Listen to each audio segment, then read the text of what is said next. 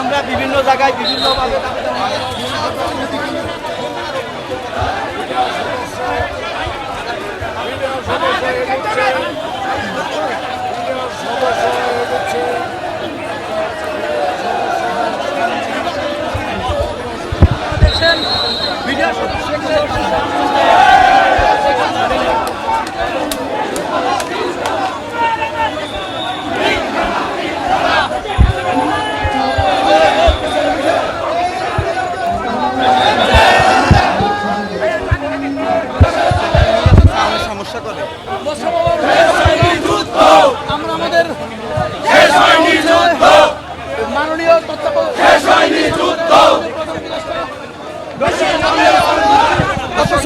এই সরকারের কোন একটা উপদেষ্টা আমাদের কাছে একবার আসলো না।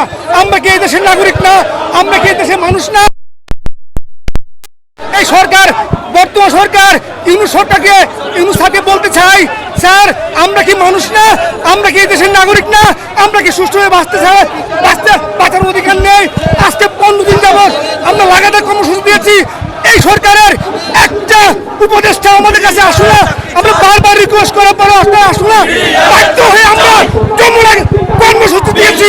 ইনশাআল্লাহ আমাদের দাবি আদায় না হওয়া পর্যন্ত আমরা রাজপথ ছাড়বো না। প্রয়োজনে জীবন দিব, রক্ত দিব, তবু আমাদের অধিকার আদায় করতে পারবো ইনশাআল্লাহ।